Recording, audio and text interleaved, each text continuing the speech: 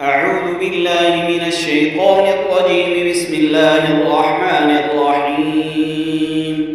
وإذ أخذنا ميثاقكم لا تسفكون دماءكم ولا تخرجون أنفسكم من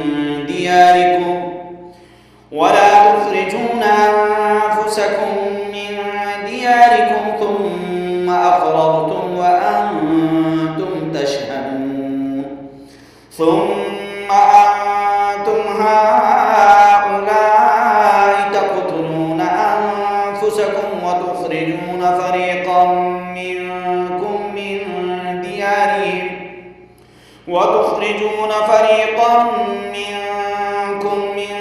ديارهم تظاهرون عليهم بالإثم والعدوان، وإن يأتوكم أسارى تفادوهم وهو محرم عليكم إخراجهم. أفتؤمنون ببعض الكتاب وتكفرون ببعض؟ فما جزاء من يفعل ذلك منكم إلا خزي في الحياة الدنيا، ويوم القيامة يردون إلى أشد العذاب، وما الله بغافل عما تعملون. أولئك الذين اشتروا الحياة الدنيا بالآخرة فلا يخفف عنهم العذاب ولا هم ينصرون.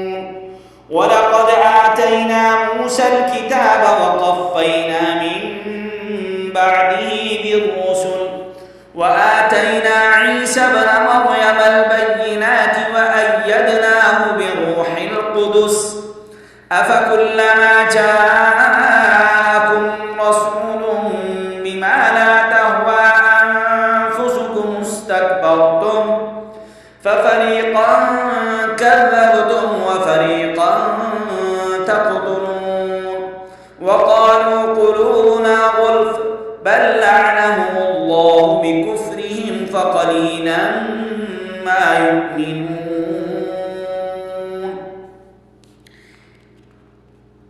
एम बाबू तनोली आपको कुरान मजीद सिखाने की, पढ़ाने की एक छोटी सी कोशिश कर रहा है। आप इस कोशिश में मेरा साथ दीजिए, दूसरों तक कुरान पाक की इस तिलावत को पहुँचाइए। कुरान पाक सामने खोल के जो सफ़ा नंबर आपके सामने मैं पढ़ रहा हूँ सामने रखें और इसको पढ़ें और सुने। आपको इंशाअल्लाह कुरान मजीद पढ़ना आ जाएगा, इंशाअल्लाह थुम्मा इंशाअल्लाह थुम्मा इंशाअल्लाह। और मेरे इस इस्लामी पेज को ज़रूर सब्सक्राइब कीजिए, घंटी वाले बटन को ज़रूर दबाइए ताकि आपको रोज़ाना की बुनियाद पर नया सबक आप तक पहुँच पाए। अस्सलामु अलैकुम।